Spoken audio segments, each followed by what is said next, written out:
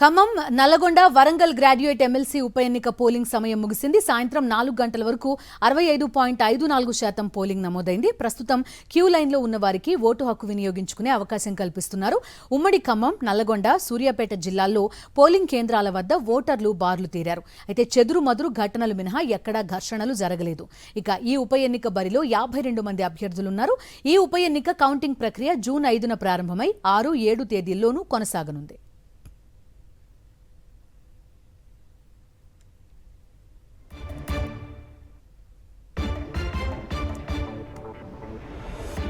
ఇటు ఖమ్మం జిల్లాలో పోలింగ్ ప్రశాంతంగా ముగిసింది. ఉమ్మడి ఖమ్మం జిల్లాలో 55% పోలింగ్ నమోదైంది. మొత్తం పోలింగ్ అంతా పూర్తయ్యాక 70% పోలింగ్ నమోదయ్యే ఛాన్స్ ఉందంటున్నారు అధికారులు. పూర్తి డీటెయిల్స్ మా ప్రతినిధి మహేందర్ అందిస్తారు.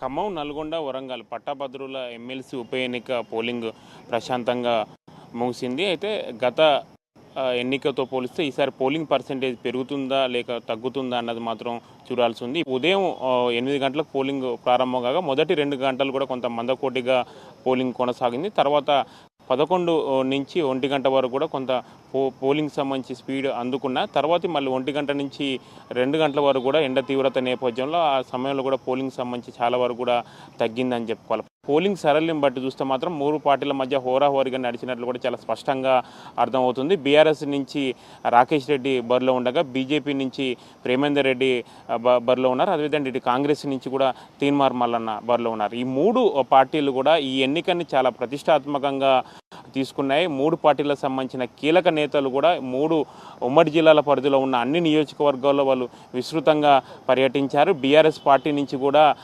వర్కింగ్ ప్రెసిడెంట్ కేటీఆర్ కూడా అన్ని తానే చూసుకొని కూడా చాలా విస్తృతంగా మొత్తం పూర్తిగా ప్రచారం నిర్వహించిన పరిస్థితి. కాంగ్రెస్ పార్టీ సంబంధించి ఈ 3 ఉమ్మడి జిల్లాల్లో మెజార్టీ సంబంధించిన స్థానాలు దాదాపుగా 32 వరకు కూడా అసెంబ్లీ సెగ్మెంట్ సంబంధించి ఉన్నాయి. ఈ అసెంబ్లీ సెగ్మెంట్లో కూడా చాలా వరకు మెజార్టీ అసెంబ్లీ సెగ్మెంట్లో కూడా కాంగ్రెస్ పార్టీ సంబంధించిన అభ్యర్థులు ఎమ్మెల్యేలుగా ఉన్న నేపథ్యంలో కాంగ్రెస్ పార్టీ సంబంధించి కూడా తమకు కొంత అనుకూలంగా ఉంటుందని కూడా కాంగ్రెస్ పార్టీ ఆశాభావం వ్యక్తం చేస్తుంది. ఇటు ఖమ్మం జిల్లాకు సంబంధించి విషయానికి వస్తే మాత్రం ఇక్కడ మంత్రి పొంగులేటి శ్రీనివాసరెడ్డితో పాటుగా తుమ్మల నాగేశ్వరరావు కూడా వాళ్ళు కూడా అన్ని తానే ముందుండి నడిపించారు. వాళ్ళు కూడా విస్తృతంగా పర్యటించారు. మిగతా జిల్లాలతో పోలిసి అక్కడ ఉన్న స్థానికంగా ఉండే మంత్రులు కానీ అక్కడ ఎమ్మెల్యేలు కానీ అక్కడ పర్యటించిన పరిస్థితి కాంగ్రెస్ పార్టీ సంబంధించి నెలకొంది. అంటే ఏ మాత్రం తగ్గకుండా కూడా 3 పార్టీలకు సంబంధించిన నేతలు, కీలక నేతలు, ఆ అభ్యర్థులు హోరాహోరీగా సంబంధించి పోటాపోటీగా నువ్వా నేను అన్నట్లు తలపడిన నేపథ్యంలో ఫలితంపై కూడా కొంత ఆసక్తి సంబంధించి రేపుతుంది. అయితే ఓవరాల్గా పోలింగ్ పర్సెంటేజ్ వచ్చిన తర్వాత దీనిపై కూడా ఒక స్పష్టమైన క్లారిటీ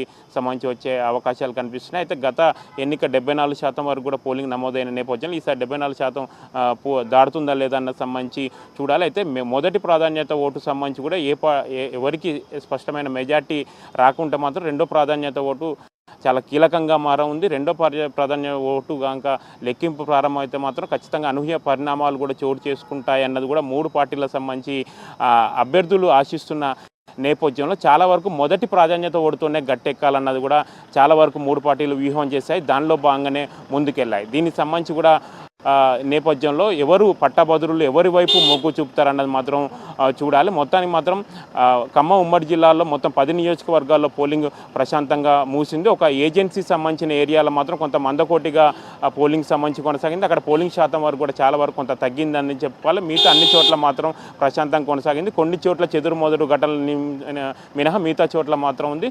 కొంత ఎండ తీవ్రత నేపథ్యంలో అధికారులు సరైన ఏర్పాట్లు చేయకపోవడంతో విఫలమవడంతో కూడా ఓటర్లు తీవ్ర స్థాయిలో అధికారుల తీర్పుపై ఆగ్రహం వ్యక్తం చేశారు. ఇంత ఎండ తీవ్రత ఉన్నా కనీస ఏర్పాట్లు పోలింగ్ కేంద్రాల్లో చేయలేదన్నది కూడా చాలా వరకు పాలేరు కానీ సత్తుపల్లి చాలా చోట్ల గురించి ఓటర్ల నుంచి చాలా వ్యతిరేకత, చాలా వాళ్ళ ఆగ్రహం సంబంధించి వ్యక్తం చేసిన పరిస్థితులు మాత్రం చాలా స్పష్టంగా కనిపించాయి. ఇది ఓవరాల్గా ఎమ్మెల్సీ ఉప ఎన్నిక సంబంధించి పోలింగ్ అప్డేట్స్.